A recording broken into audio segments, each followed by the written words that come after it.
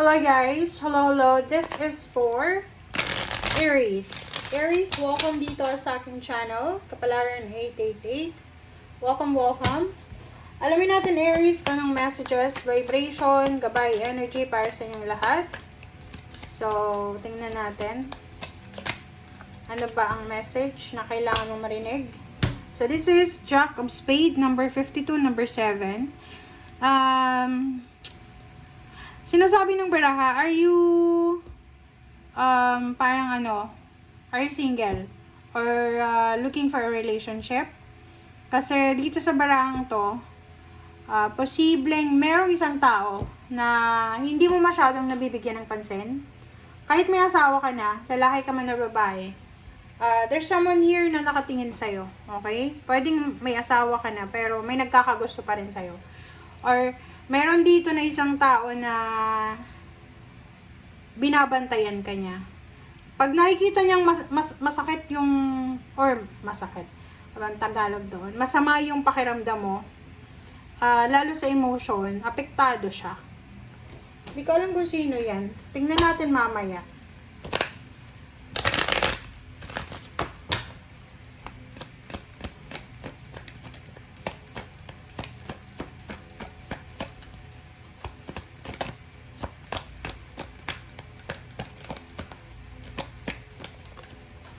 Okay, so courtship. Diba? Sabi ng baraha sa'yo dito, especially kung single ka, may isang tao dito na nagkakagusto sa'yo, Aries. Ang problema lang, wala kang alam. Or, kumbaga, hindi mo masyadong ramdam na yung taong yan ay merong special feelings for you. Parang ganun. Maybe you are married or ano ba? Kasi wala, imposible na mapansin mo siya. Imposible na mabigyan mo siya. Kahit nga yung sulyap man lang, imposible. But yung taong yan ay ini-stalk ka sa mga social media accounts mo. King of Coins, Page of Swords,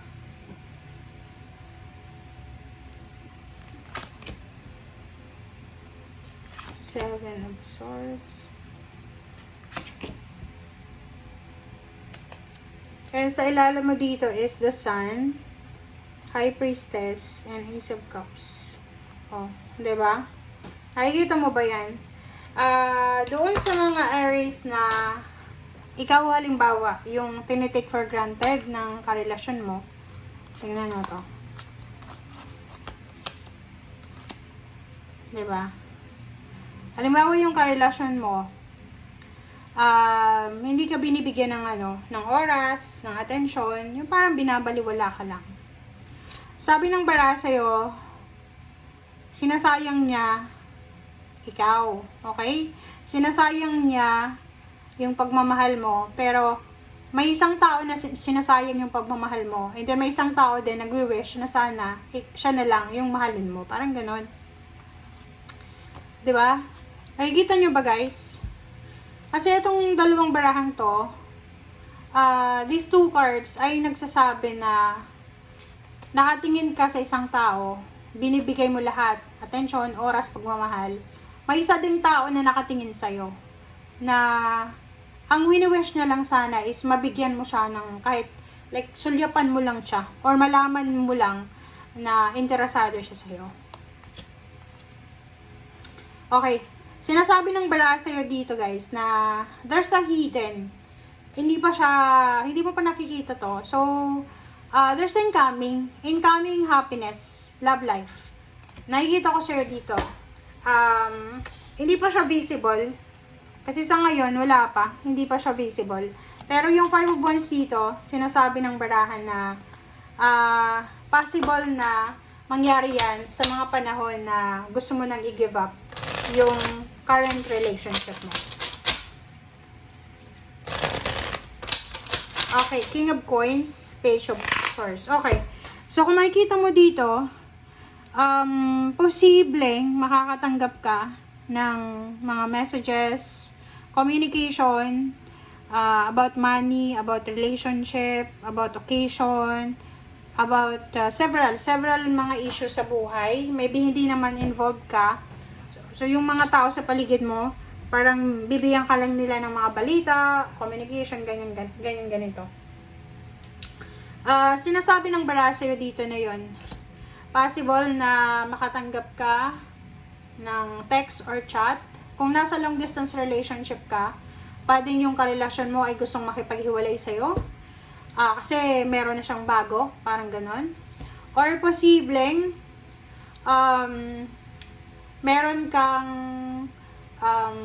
information na makukuha na yung ex mo ay kakasal na, or yung ex mo ay hiwalay na sa kanyang asawa or sa kanyang karelasyon, parang ganon. So, ang linggong ito, nakafocus siya sa past mo, past, present, and the future.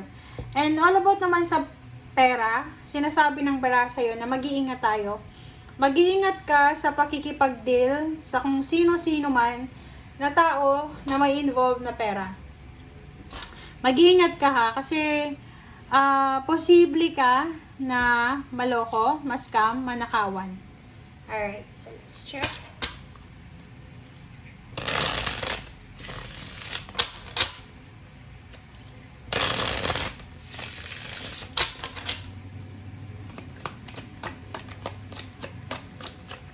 Okay, let's check the King of Coins. Okay, King of Coins, support. Meron dito, Aries, na love life, na yun, naka-hidden siya. Pwedeng hindi mo pa alam. Pero, yung taong yan, hindi lang love life yung i-offer sa'yo. Okay? Hindi lang love life, kundi i-offer din sa'yo ay pera, trabaho, ganyan, ganito. Okay, Page of Swords.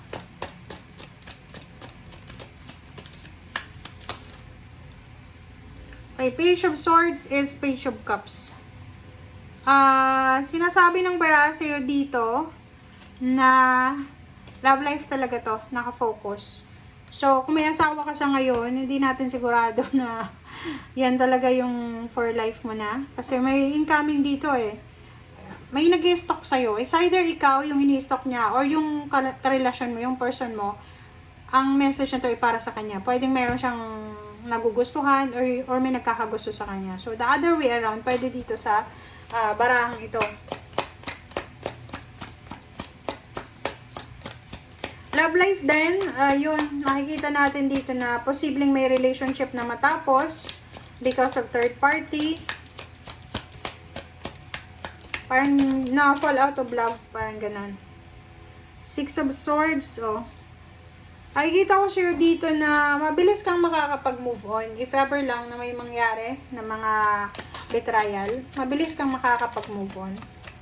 Pag nag-move on ka, papasok itong taong ito na may secret na nararamdaman sa'yo. Papasok siya. Siya mismo yung manliligaw sa'yo. Kita mo to? Siya mismo, manliligaw sa'yo. Siya yung magsasabi ng kanyang nararamdaman. Knight of Swords. Diba? Sabi ko sa'yo once na natapos na, kung ano man ang emotional heartbreak mo, papasok siya. Papasok yung taong yan, mabilis. Sobrang bilis, pero ikaw, parang hindi ka masyadong nagtitiwala kasi galing ka sa heartbreak. So, yun. Thank you guys for watching. Hindi ko alam kung bakit ganito yung message mo sa linggong ito. Bye!